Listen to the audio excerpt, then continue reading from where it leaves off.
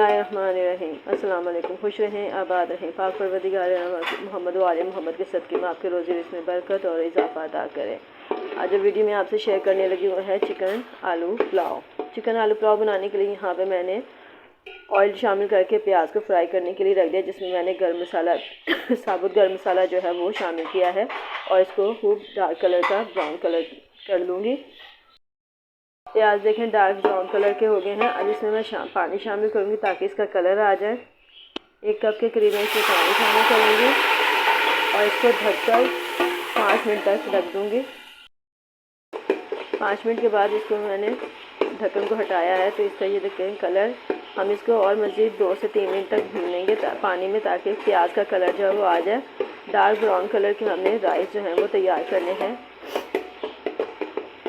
ये देखें देखिए स्टाइल का जो पुलाव होता है उसी तरीके से हम लोग आज ये पुलाव तैयार करेंगे।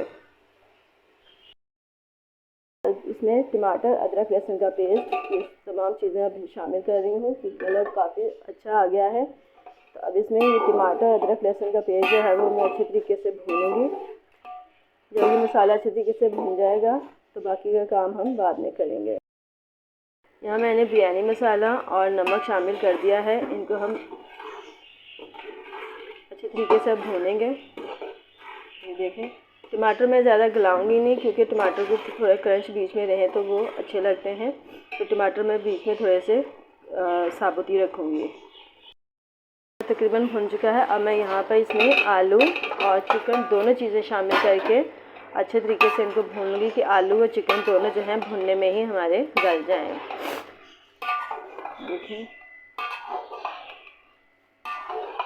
इसी दौरान में मसाला की बाकी जो कसर रह जाती है वो भी भुन जाती है तमाम चीज़ों के साथ। लीजिए जी, चिकन और आलू हमारे बहुत अच्छे तरीके से भुन चुके हैं।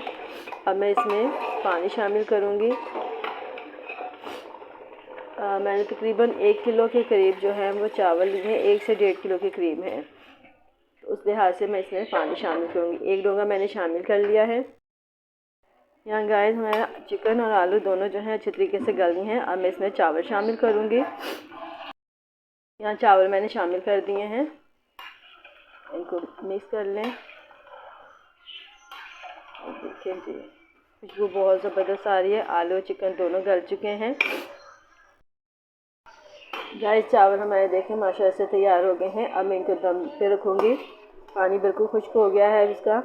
इस स्टेज पर हम इसको दम लगा देंगे।